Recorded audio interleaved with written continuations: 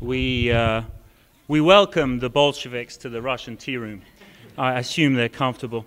Over 5,000 years ago, Moses said to the children of Israel, "Pick up your shovels, mount your asses and camels, and I'll lead you to the promised land."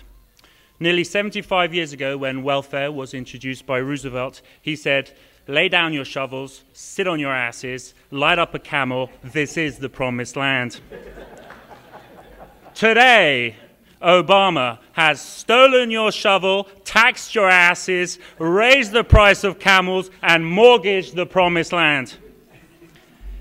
In a January 2009 report, White House economists predicted that the stimulus bill would create, not save, would create 3.3 million net jobs by 2010. Think about that.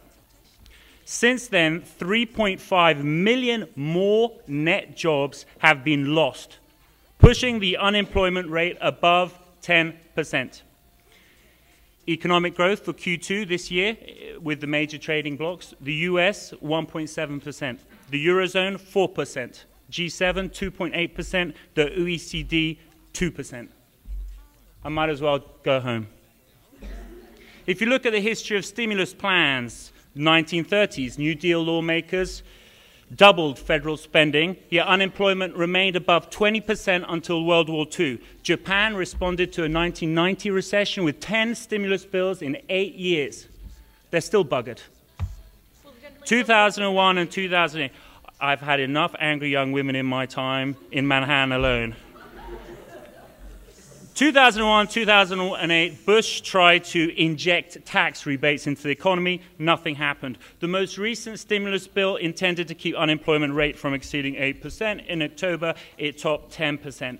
The lady spoke at detail about the American Recovery and Reinvestment Act of 2009. You'll find here the report by Vice President Biden, February 2010, entitled "The Annual Report to the President on Progress Implementing that Act."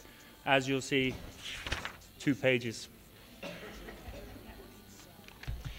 Now, is anyone here really surprised the government surplus has failed? For the first thing Obama did, $700 billion stimulus check. That was already on top of George Bush's $700 billion financial bailout, plus a $3.6 trillion federal budget. I have this wonderful imagination of them all sitting in the White House office, bringing these checks, writing these numbers, throwing it on, going and having drinks, flying to Egypt, wherever they do.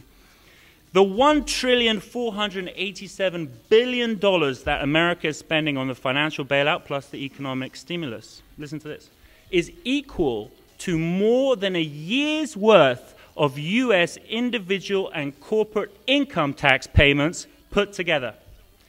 So instead of stimulus equaling all taxes paid, why don't we just have a stimulus where we pay no taxes for a year? Now that would be very unpopular, right? Why? Because the Bolsheviks and Democrats, more or less the same often, don't pay taxes. Tax cuts only put money in the pockets of people who actually pay them. And in addition, politicians know that people don't love politicians for giving them their own money back, right? It's like running off with a man's wife and expecting him to thank you when he brings her back the next day.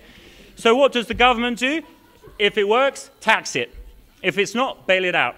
If it's scraping by, drop the Federal Reserve Bank on it until it screams for help. Ronald Reagan said the 9 most frightening words in the English language: "I'm from the government and I'm here to help you." Now, don't get me wrong, just because I quote Reagan and sit with Partho. I love leftists. I have lots of leftist friends who are charming people. I live in Manhattan. But they're charming as long as they keep their nose out of things they don't understand, such as working for a living, right? The fundamental problem is that leftists... No, I'm on my... I'll give you a moment. Maybe not today, but I definitely will. Problem is that leftists rely on the Keynesian myth, right? Partho strongly debunked that. And they absolutely, fundamentally, deep down, believe they have to restructure society. And what is the Keynesian myth? The Keynesian myth is all about consumption. Savings don't have any immediate economic effect. Consumption does. That's why we do a stimulus. Now, I'll ask the Yale students a question in reverse, I guess, point of information, which they'll be very familiar with. Last time you were broke, how well did spending yourself out of your brokenness go? How did that help your situation? I'm sure your parents have a view on that. Now, Keynes famously said that, if a government program, all it does is pay people to dig and refill the same ditch. Then it recirculates money this way through the economy, and that's certainly fine. And this, ladies and gentlemen, is the classic room full of horseshit trade I referred to earlier in my point of information. And that essentially is this. With all the horseshit in the room, you just know there's got to be a pony in there somewhere. And that is Keynesianism. You just prime the pump, load in the money, and by God, there's got to be a pony in there somewhere. Because the fundamental reason why stimuluses don't end any recession, and on the facts, as I've pointed out to you, objective facts, they clearly have not ended the recession, they have made things worse. Why? Because no new spending power is created. Every dollar that Congress injects into the economy has to come from somewhere, right? It has to be either first taxed or it has to be borrowed out of the economy. It is merely redistributed from one group to the other.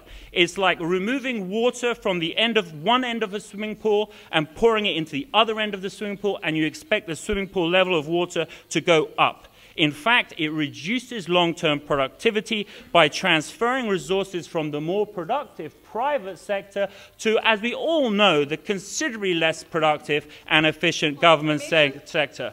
Yes? Since the gentleman is opposed to transferring money, does he believe that money stored under a mattress not being spent does more or less to help the economy than money that is being spent on new American-made products? Well, I don't know what you do with your money, right? But I don't leave any money in my mattress, and I'm sure nobody else does here. Even leaving money in my bank account at less than 1% is circulated in the economy and generates additional revenue. Why?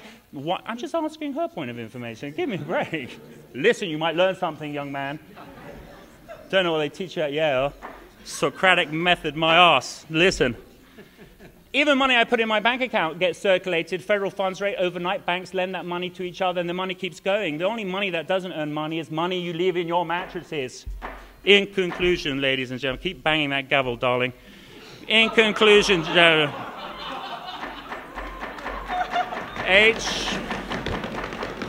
H.L. Mencken. There's always time for H.L., right? Once wrote, and this is a good one, listen to this. Complex problems have simple, easy to understand, wrong answers. Government spending their way out of recession is a wrong answer to a complex problem. Thank you.